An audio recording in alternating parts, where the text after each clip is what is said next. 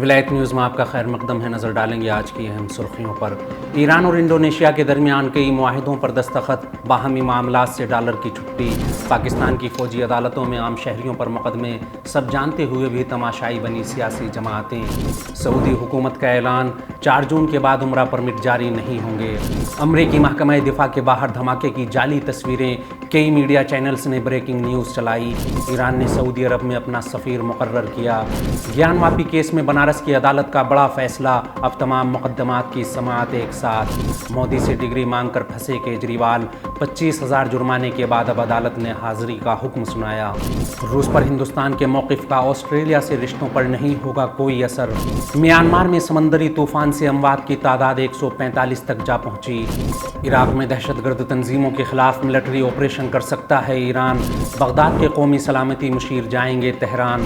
ترکی کے پہلے ballistic missile ٹائفون کا دوسرا تجربہ کامیاب۔ جاپان کا اعلان، ناٹو میں شامل ہونے کا کوئی ارادہ نہیں۔ امریکہ نہیں چاہتا یمن کا محاصرہ اور خطے میں جاری جنگ ختم ہو۔ داعش کی شکست کے بعد بھی اپنے گھروں کو واپس پلٹنا نہیں چاہتے عزدی۔ ایران کی دو ٹوک، جنگ طلب نہیں لیکن صہیونی دشمن کے مقابل کوئی ریڈ لائن نہیں۔ ولایت نیوز میں آپ کا خیر مقدم ہے۔ قومی، بین الاقوامی اور اسلامی دنیا کی اہم خبروں کے لیے آپ دیکھ رہے ہیں ہمارا خاص پروگرام ورلڈ بلیٹن۔ بلیٹن کی شروعات میں بات کریں گے ایرانی صدر کے انڈونیشیا دورے کی۔ ایرانی صدر کے انڈونیشیا دورے سے امریکہ کو جھٹکا، باہمی معاملات سے ڈالر کی چھٹی۔ ایرانی صدر سید ابراہیم رئیسی کے انڈونیشیا کے دورے سے ایک اور ملک کے معیشتی نظام سے امریکی کرنسی کی دخالت پر لگام لگتی نظر آ رہی ہے۔ ایک اعلیٰ سطحی وفد کے ہمراہ جکارتا پہنچے سید ابراہیم رئیسی نے اپنے انڈونیشین ہم منصب سے ملاقات اور گفتگو، اور 2 طرفہ ملاقات کے بعد دونوں صدور نے مشترکہ پریس کانفرنس میں شرکت کی۔ پریس کانفرنس میں بات کرتے ہوئے ایرانی صدر نے کہا کہ دونوں ممالک نے باہمی تجارت کا حجم $20 ارب تک بڑھانے کا عزم کیا ہے۔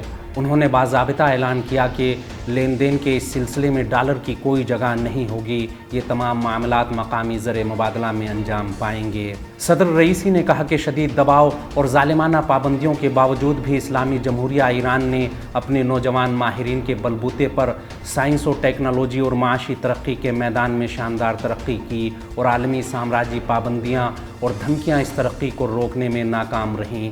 ایرانی صدر مملکت نے اس پریس کانفرنس میں مسلمان ہمسایہ اور ہم خیال ممالک کے ساتھ تعاون اور رابطے کو اسلامی جمہوریہ ایران کی خارجہ پالیسی کی ترجیحات میں قرار دیا، اور کہا کہ ہم اسی ذیل میں انڈونیشیا کے ساتھ تعلقات کو فروغ دینے کے خواہاں ہیں، جو کہ ایشیا کا ایک اہم ملک اور عالمی سطح پر ایک مؤثر کردار نبھاتا ہے۔ عالمی معاملات میں تہران اور جکارتا کے مشترکہ نکات کی طرف اشارہ کرتے ہوئے سید ابراہیم رئیسی نے کہا کہ ایران اور انڈونیشیا قبلہ اول کی آزادی تک فلسطینی عوام کی جد و جہد اور ان کے بنیادی حقوق کی حمایت، نیز افغانستان میں ہمہ گیر حکومت کی تشکیل کے خواہاں ہیں۔ میزبان صدر نے بھی اپنے ایرانی ہم منصب کے خیالات کا خیر مقدم کرتے ہوئے ایران اور انڈونیشیا کے درمیان تجارتی لین دین میں اضافے کی امید ظاہر کی۔ انہوں نے ترجیحی تجارت کے معاہدے پر دستخط کو دونوں ممالک کے درمیان اقتصادی تعاون کا بہترین موقع قرار دیا۔ انہوں نے کہا کہ ایران کے صدر کے دورہ جکارتا سے سائنس، ٹیکنالوجی اور سائنسی تحقیقات کے میدان میں بھی تعاون کا راستہ ہموار ہوگا۔ اگلی خبر میں بات کریں گے یمن کے خلاف امریکہ کی سازشوں اور انصار اللہ کے سربراہ عبد الملک الحوثی کے تازہ بیان کی۔ یمن جنگ اور ملک کا محاصرہ جاری رکھنا چاہتا ہے امریکہ۔ انصار اللہ یمن کے سربراہ سید عبد الملک الحوثی نے کہا کہ امریکہ یمن کی جنگ، محاصرہ اور یمنی عوام کو ان کے وسائل اور دولت سے محروم رکھنا چاہتا ہے۔ انصار اللہ یمن کے سربراہ عبد الملک الحوثی نے استکبار کے خلاف آزادی کی پکار پروگرام کی سالگرہ کے موقع پر اپنے خطاب میں کہا کہ یہ موقع بہت اہم ہے کہ استکبار کے خلاف قرآنی منصوبے کے حقائق کو بیان کیا جائے۔ الحوثی نے امت اسلامی کے خلاف عالمی استکبار، امریکہ اور صہیونی سازشوں کا ذکر کرتے ہوئے کہا کہ عالمی طاقتیں ایک طولانی مدت سے امت اسلامیہ کو اپنے ماتحت لانے کی سازشوں میں لگی ہوئی ہیں۔ بہت سی مملکتوں اور حکام نے امریکہ کو فوجی اڈے دے کر اور اس کی اقتصادی پالیسیوں کو نافذ کر کے خطے میں اسے منمانی کرنے کا موقع فراہم کیا۔ انہوں نے کہا کہ امریکہ کمزور ہو رہا ہے۔ امریکہ اپنی جس اقتصادی طاقت کے بلبوتے دوسرے ممالک پر غالب تھا، اس کا دیوالیہ نکل رہا ہے۔ امریکہ کی اقتصادی حالت کمزور ہو رہی ہے، اسے گہرے اور سنگین داخلی مسائل اور بحران کا سامنا ہے، اور وہ دنیا کا سب سے بڑا مقروض ملک بن چکا ہے۔ انہوں نے کہا کہ امریکہ کی اقتصادی کمزوری صہیونی حکومت کو بھی متاثر کرے گی اور وہاں حقیقی بحران کے وجود میں آنے کا سبب بنے گی۔ سید عبد الملک الحوثی نے کہا کہ فلسطینی عوام اور مجاہدین کے موقف نے صہیونی دشمن کا مقابلہ کرنے میں اپنی طاقت اور تاثیر ظاہر کر دی۔ پچھلی ایک دہائی میں امریکہ لگاتار کوشش کرتا رہا کہ خطے میں اس کی طرف سے بھڑکائی جانے والی جنگوں کو اپنے مفاد کے مطابق ختم کیا جائے تاکہ وہ روس اور چین کے مد مقابل مضبوطی سے جمع رہے، لیکن شام، عراق، فلسطین یا یمن کہیں بھی اسے اپنے مذموم ارادوں میں کامیابی نہیں ملی۔ انہوں نے کہا کہ امریکہ یمن جنگ کو ختم کرنے کا ارادہ نہیں رکھتا، وہ چاہتا ہے کہ یمن کا اسی طرح محاصرہ جاری رہے اور یمن کے لوگوں کو ان کے بنیادی حقوق اور وسائل سے محروم رکھا جائے۔ اگلی خبر میں مشرقی وسطی میں امریکہ کے زوال اور نئے علاقائی نظام کو لے کر واشنگٹن پوسٹ کی تجزیاتی رپورٹ کی بات کریں گے۔ عرب لیگ اجلاس میں اسد کی موجودگی نئے علاقائی نظام کا مظہر۔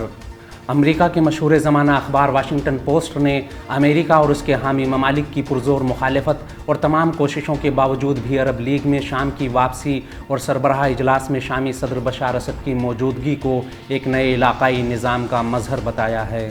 سعودی عرب کے ولی عہد شہزادہ محمد بن سلمان نے جدہ اجلاس میں امید ظاہر کی کہ شام کی عرب لیگ میں واپسی اس کے بحران کے خاتمے کا باعث بنے گی۔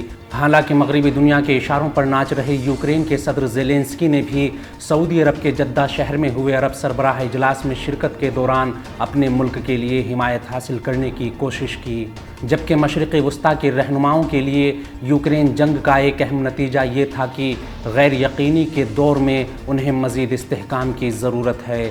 شام کے صدر بشار الاسد کی عرب لیگ میں واپسی جغرافیائی اہمیت کے حامل اور گزشتہ کئی عشروں سے تباہ کن جنگوں اور سماجی بدامنی کا سامنا کر رہے مشرق وسطی میں تنازعات اور تصادم کو کم کرنے کی وسیع تر کوششوں کا حصہ ہے۔ اس امریکی اخبار نے لکھا کہ سعودی عرب اپنے اندرونی ترقیاتی منصوبوں کو ترجیح دے رہا ہے اور اس کے لیے وہ ایران کے ساتھ اپنے تعلقات کو بہتر بنانے کی کوشش کے ساتھ ہی یمن جنگ کی دلدل سے نکلنے کی کوششیں کر رہا ہے۔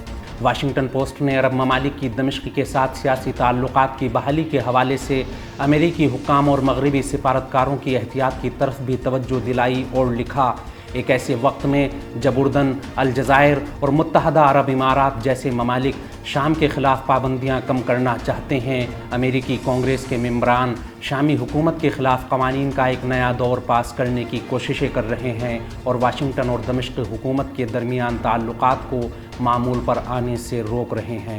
واشنگٹن پوسٹ نے لکھا کہ ان دنوں امریکی حکام مشرق بعید کے چیلنجز پر توجہ مرکوز کر رہے ہیں۔ ایسے میں مغربی ایشیا میں موجودہ تبدیلیاں اور پیش رفت اس خطے میں امریکہ کی دلچسپی میں آتی کمی کی نشاندہی کر سکتی ہیں۔ ایسا محسوس ہوتا ہے کہ واشنگٹن عرب مسائل پر اثر انداز ہونے سے پیچھے ہٹ رہا ہے۔ امریکی اخبار نے مشرق وسطی کے پروگراموں کے انچارج پینٹاگون کے ایک سابق اہلکار کے حوالے سے خبر دیتے ہوئے کہا کہ علاقائی ممالک میں شام سے اپنے تعلقات بحال کرنے کی لہر ہے، وہ امریکہ کے رخ کو سمجھ رہے ہیں۔ امریکہ نہ تو اس لہر پر مہر لگانا چاہتا ہے اور نہ ہی اسے روکنے کے لیے سنجیدگی سے کوئی قدم اٹھانے کا ارادہ رکھتا ہے۔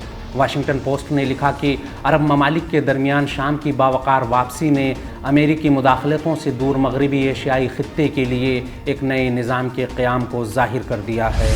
آج کے بلیٹن میں فی الحال اتنا ہی۔ قومی، بین الاقوامی اور اسلامی دنیا کے حالات سے باخبر رہنے کے لیے ولایت نیوز سے جڑے رہیے۔